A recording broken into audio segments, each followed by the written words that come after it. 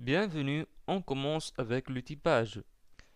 Pour déclarer une variable en TypeScript, on peut utiliser les deux mots-clés var ou let. Var i reçoit 0. C'est un nombre. Let first name reçoit my first name.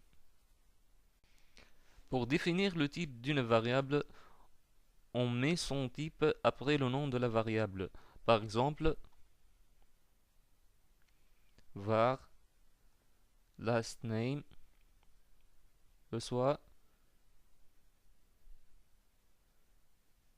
Taha. On met son type, par exemple, string. Le syntaxe simplement deux points le type.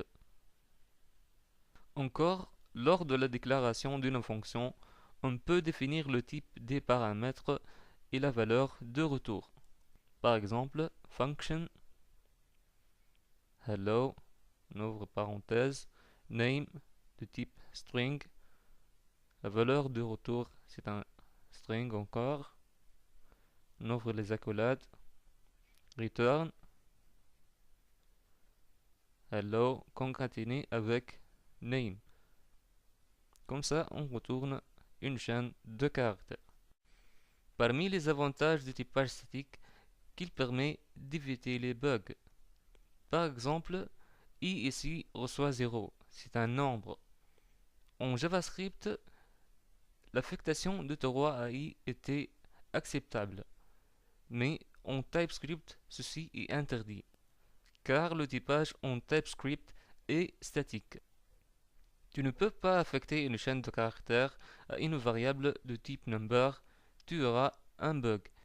Imaginez que tu vas utiliser i dans une boucle. TypeScript te permet alors d'éviter que i devienne une chaîne de caractères. Le deuxième avantage de typage statique, qu'il permet de rendre le code plus clair. Par exemple, si un développeur veut utiliser une fonction existante, il peut avoir une idée sur le type de paramètre et la valeur de retour. Par exemple, la fonction send, si on veut utiliser cette fonction, on doit passer en paramètre une variable de type string et elle retourne une chaîne de caractères. Prenons un exemple pour voir ces avantages. Function hello, ouvre parenthèse, name de point string. On retourne encore string, on ouvre les accolades, return 12. On aura un bug,